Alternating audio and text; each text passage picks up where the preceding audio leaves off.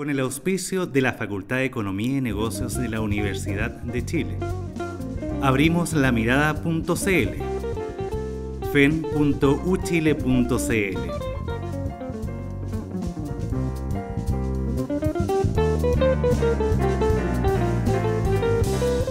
Presenta La Mesa. Bienvenidos a este nuevo capítulo de La Mesa, esta coproducción semanal entre el Mostrador Mercados y la Facultad de Economía y Negocios de la Universidad de Chile. Nuestro invitado de hoy, Antonio Horvat, director ejecutivo del Instituto Libertad, relacionado o afiliado a Renovación Nacional, y el tema que hemos venido conversando ya por 3 semanas seguidas porque es candente, es la reforma tributaria. Gracias por venir, Antonio. Muchas gracias, Iván, gracias por la invitación y un saludo cariñoso a todos los que nos están viendo. Bueno, Antonio, empecemos un poco de dónde vino. Ustedes obviamente ya tienen una posición bastante clara de lo que les molesta la reforma tributaria, ¿no? Sacaron un video que fue muy viralizado, sacaron un comunicado, infografía, hizo una campaña mediática que ha surtido efecto en el sentido que ha tenido resonancia, ¿no? ¿Qué es lo que más les preocupa o les molesta de la reforma tributaria como está actualmente planteada?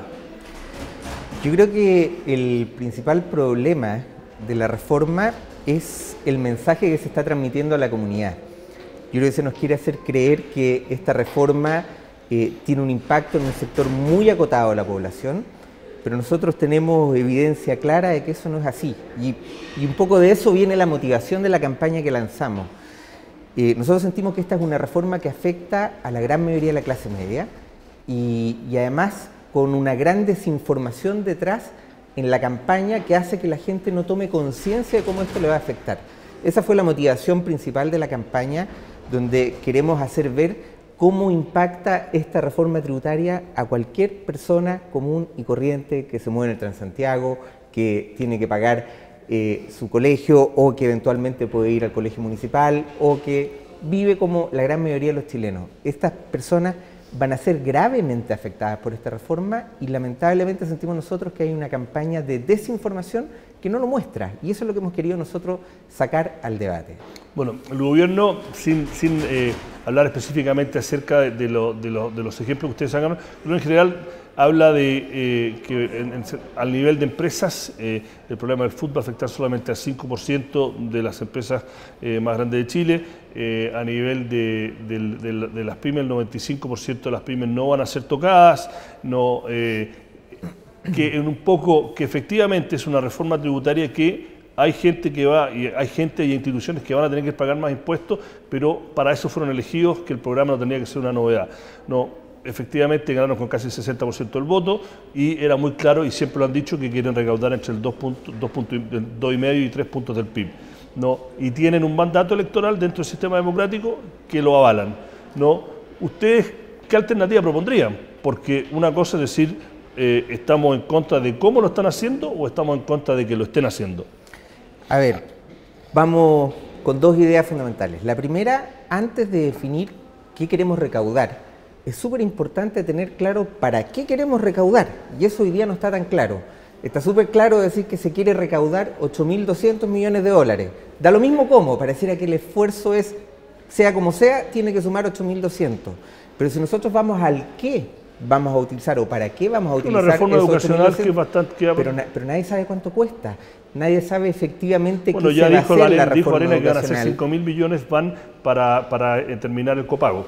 Pero el copago vale menos de 1.000 millones de dólares, entonces yo no creo que sea exactamente, es bien etéreo, y de hecho si uno ve al ministro de Educación propiamente tal, él claramente, y me parece que de una manera inteligente, no ha mostrado postura de cuál va a ser exactamente la reforma educacional, porque sabe que en el minuto que lo haga se le van a empezar a dividir los propios adeptos, y eso es una realidad que va a ocurrir en el debate. Respecto al primer punto, a nosotros no nos oponemos por definición a una reforma tributaria, eso es un error y de hecho lo planteamos. Lo que nosotros queremos hacer es un aporte al debate para que se haga una reforma correcta, para que se haga una reforma que realmente sea pro crecimiento, que no ponga en riesgo lo que se ha construido en el país hasta ahora, y tampoco que sea una reforma como se dice que quiere ser, que mantenga o que logre la equidad tributaria, pero nosotros tenemos súper claro que esta reforma no logra la equidad tributaria. Si nos quieren hacer creer que esta reforma va a hacer que los que ganan más pagan más, pero aquí hay una inmensa mayoría de clase media que va a ser afectada por estas reformas con ejemplos concretos y eso no lo dicen. Y hay una campaña comunicacional con toda la fuerza del gobierno detrás que nos quiere hacer creer de que esto efectivamente le va a impactar a unos pocos que poco menos que fueran mezquinos, que no quieren aportar, pero en realidad a mí lo que más me molesta o lo que más me preocupa es que vemos a una gran mayoría de clase media que va a ser afectada por esta reforma tal cual está y nosotros queremos entrar al debate para que no sea así. Doctor, primero, gran campaña comercial del gobierno se contrapone a la gran campaña en contra que había venido apoyada por los dos grandes del duopolio de los medios, que son principalmente el Mercurio y la Tercera, que le han dado, y que lo que tienen que hacer es lógico, nosotros también, no cabía a las visiones del empresariado y de la centro derecha que se oponen. Entonces, yo creo que acusar al gobierno de usar su poder comunicacional es lo que hacen los gobiernos y lo que tienen que hacer, porque el rol que tienen es comunicar el programa dentro de lo que ellos creen que es lo que hay que comunicar para, entre comillas, venderlo, ¿no? Y la gente que se opone tiene también un rol de ir a fiscalizar y decir, oye, esto está mal, esto está bien, ¿qué es lo que están haciendo ustedes? Danos un ejemplo de la clase media, ¿no? Para responder, danos un poco el ejemplo de lo que tú dices, que en el video lo explican, pero asumo que mucha de la gente que nos ve a lo mejor no sabe algunos de los ejemplos que ustedes citan de cómo esto afecta a la clase media. Bueno, yo creo que el caso más dramático y más visible es el caso de la vivienda. Y lo podemos separar en dos etapas. Caso uno, cómo va a impactar este tema del cambio del IVA a la construcción en el costo de la vivienda. Ahí tenemos una manera efectiva, empírica, que van a subir los costos de la vivienda en Chile. Dos, la gran mayoría de la gente para comprarse una vivienda tiene que endeudarse. De hecho, probablemente ninguno de nosotros los que estamos acá tienen los recursos, si uno se quiere comprar una vivienda, de no hacerlo pidiéndole la plata al banco. Bueno, van a subir el costo del impuesto de timbre de estampillas al doble, o sea, nos van a subir al doble el impuesto de endeudarnos por la vivienda. Ya tenemos un segundo costo. Ahí ya tenemos dos ejemplos concretos del costo de la vivienda. Es verdad que el timbre de estampilla doble doble, no significa que te doble el costo de endeudarte. No, el costo del impuesto del endeudamiento. Claro que no es el doble el costo del endeudamiento, pero sí es el doble el costo del impuesto del endeudamiento. Y hay un caso que se da para el caso de la segunda vivienda, yo te pongo un ejemplo que es súper claro, que nosotros lo pusimos en el video. Si una persona de aproximadamente un ingreso de 800.000 pesos recibe, ya tiene su casa, está endeudada. Que es menos del 18% de Chile. ¿Ah? Que es menos del 18% de Chile. Pongámosle 700.000 pesos, pongámosle 600.000 pesos. Es clase media del punto de iglesia, pero para pero es una cantidad importante. No, estoy de acuerdo, pero para que el debate sea en 800.000 pesos, todos sabemos que no es una tremenda suma en Chile, es una clase media, y si vive en Santiago es una clase media complicada, porque Santiago es más caro, pero estadísticamente menos del 19% de Chile gana 800.000 pesos o más. Pero te aseguro que una persona con 800.000 pesos no vive con una gran comodidad. No, según está de acuerdo en lo que digo, no estoy de acuerdo. Y a esa persona que vive con 800, 700, 600.000 pesos, sea lo mismo, yo estoy poniendo un ejemplo, un rango, no un monto específico. No. Tiene una vivienda hoy día por crédito y ya la tiene funcionando. Esa persona recibe una herencia, supongamos de su padre o su madre que fallece, de una vivienda aproximadamente de 2.000, 2.500 UF. Cuando recibe esa herencia, eso no cambia hoy día con la reforma tributaria, va a pagar un 20% del impuesto a la herencia. Sí. Si esa persona decide vender esa casa de 2.000, 2.500 UF, el valor de esa venta se le va a ir a su global complementario. Eso quiere decir que va a pasar de un tramo de muy bajo o nada a un tramo casi del 35%. O sea, si tú sumas el impuesto a la herencia más el impuesto a la venta de la vivienda, una persona que recibe una herencia en una vivienda podría terminar pagando más del 50% de esa vivienda en impuestos. Eso es absolutamente irracional. No podemos decir que ese tipo de medidas nosotros las podemos promover y las podemos apoyar. Son cosas que van a afectar directamente a muchas personas y eso no está. Y cuando yo me refiero a la campaña comunicacional del gobierno, si el gobierno tiene todo el derecho a hacer una campaña de promoción de su reforma tributaria, y yo no lo replico, lo que sí creo que no es correcto es que haga una campaña de eslogan ocultando o mostrando una información que no es exactamente como es. Se nos quiere hacer creer que esta reforma solamente impacta a un pequeño grupo de personas y no a un gran grupo de personas, y eso no es así. te pongo el ejemplo de las viviendas, te puedo poner el ejemplo también de los fondos de pensiones y muchos otros también. Los fondos de pensiones ya lo respondió el gobierno y asintió que iba a tener que hacer algo y lo dijo o lo sugirió Arenas la semana pasada de que si no en el Senado o en otra cuando hagan la reforma del sistema de pensiones se va a tomar lo de la retención, que es lo que AFP pero no lo hemos visto todavía, está anunciado las palabras, pero no lo hemos visto lo concreto. Sí, es verdad. Hay que tomarlo, pero más allá de eso, tú mañana te llama Arena y te dice, bueno, está bien, todas las críticas del Instituto de Libertad las hemos visto, las encontramos que tienen razón alguna, pero yo igual tengo que recaudar 8.200 millones de pesos y no me respondas, por favor, que el crecimiento es la mejor forma. Yo tengo que recaudar 3.200 millones de pesos porque a gastos permanentes tenemos que tener ingresos permanentes.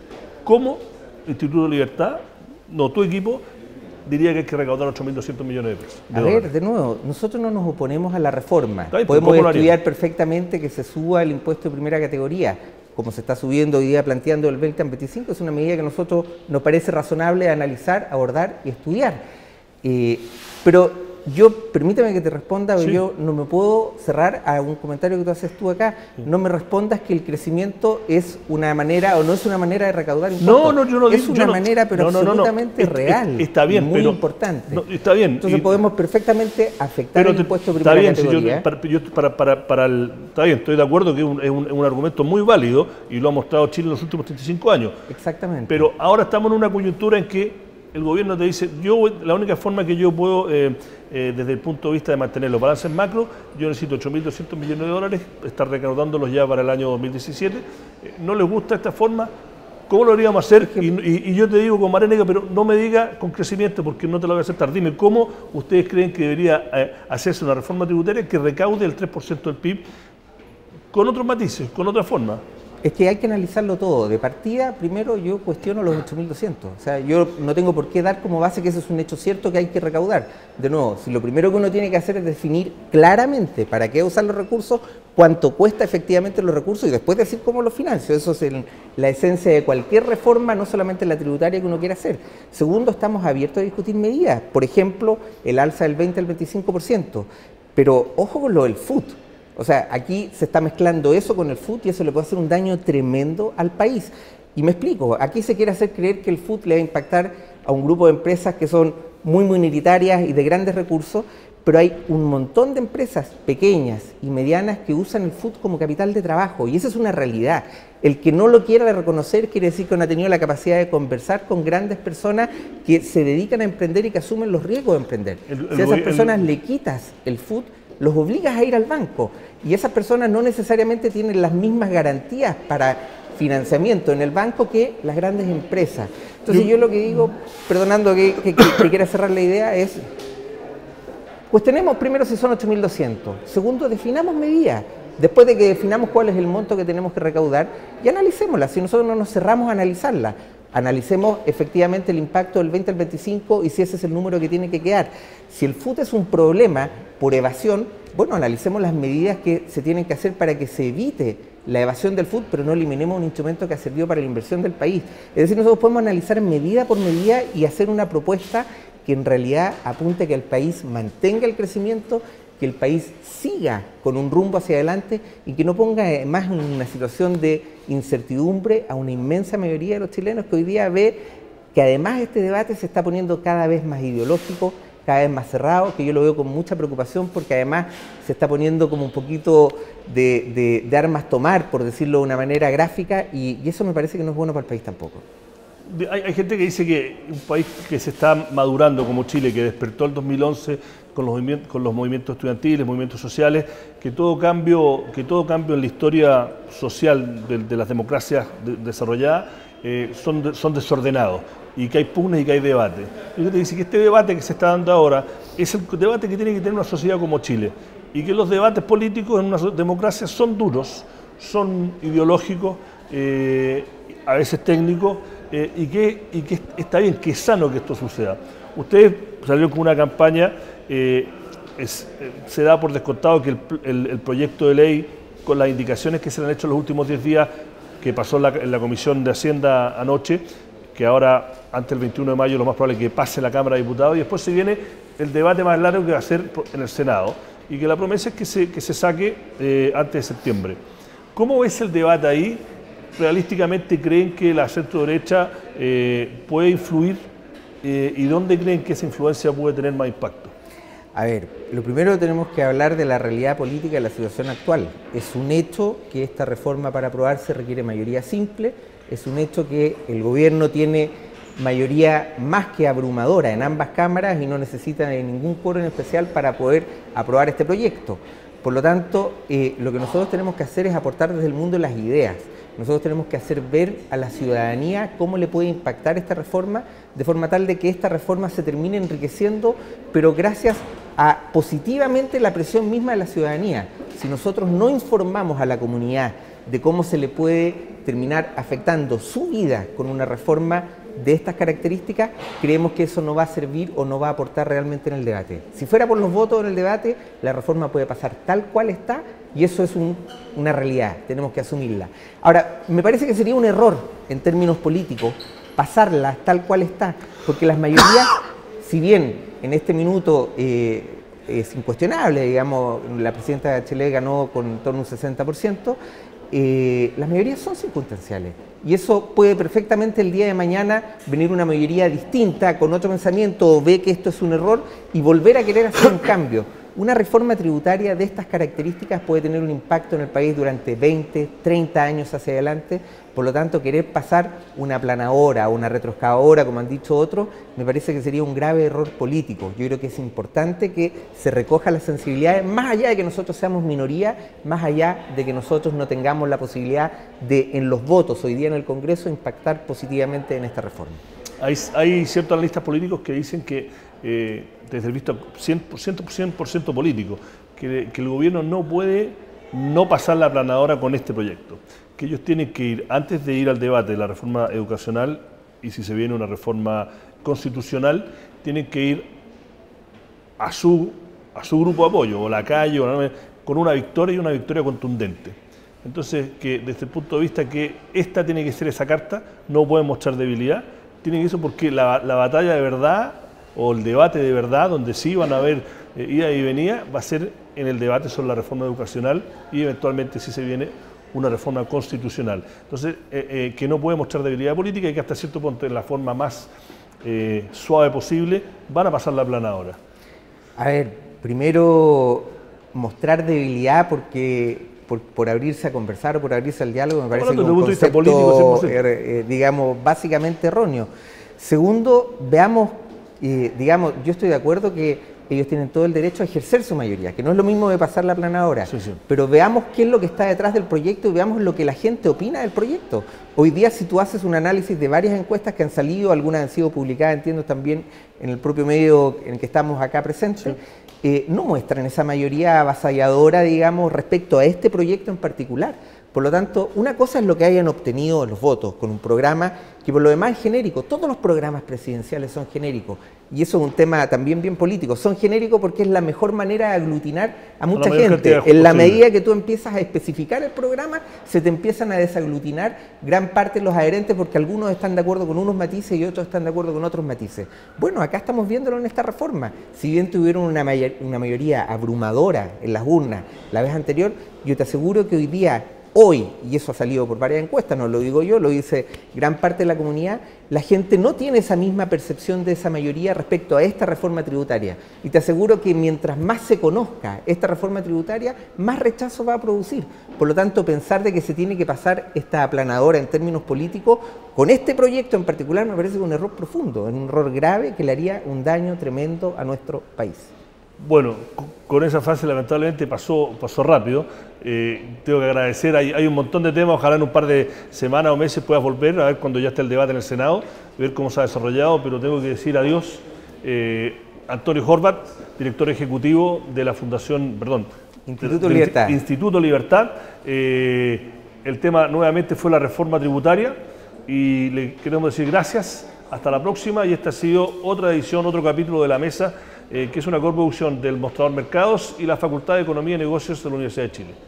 Acuérdense de seguirnos por Twitter, Facebook, métanse a la página y bueno, hasta la próxima. Gracias.